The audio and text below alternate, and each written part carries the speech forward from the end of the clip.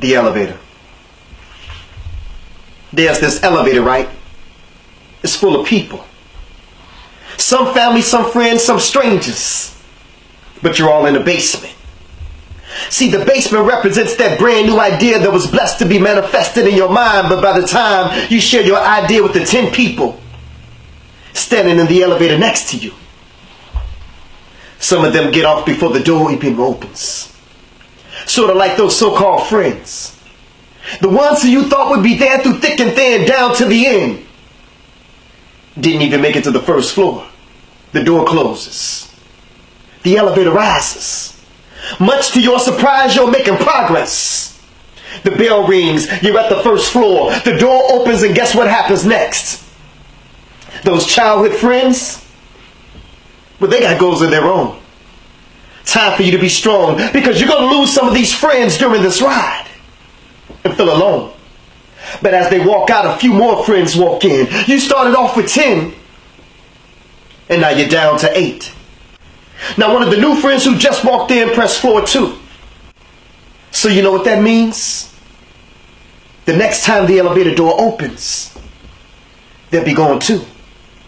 But before they left, they introduced you to one of their friends who became your friend. Then y'all became close like kin. The door opens at floor 2. You lose a few.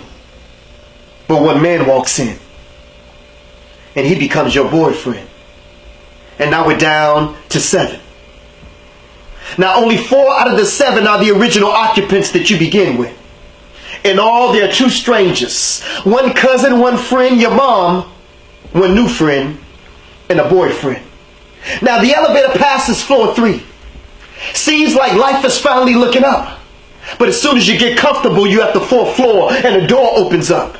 You're staring death right in the face. Quickly you step back. He reaches in his arm and unexpectedly takes your mom. Now everyone in the elevator consoles you. But this takes an emotional toll on you and your relationship. Everything you ever believed in or ever knew about is in doubt. You become so emotionally cold that right before the doors close, your boyfriend walks out. What's to expect by floor 5? Now what just happened on the 4th floor was a game changer. But by the time floor 5 arrives, you will lose one of those strangers. But before he leaves, he whispers to you, "There's something that I hope that you see." She said, "What's that?" That God wants you to go through everything that you're going through in order for you to get to where he wants you to be. He leaves. 4 remains. Only 1 more floor to go. But between the 5th and the 6th floor, you notice something. That other stranger reaches around you and hits the stop button. Everything is frozen except you and him. He says, "It's time for us to talk. Now I've been here since the beginning, and I've seen everything that happened. And not once did you ever acknowledge me. I even gave you words of comfort when you lost your mommy. I figured at that point you will want to get to know me. Look around.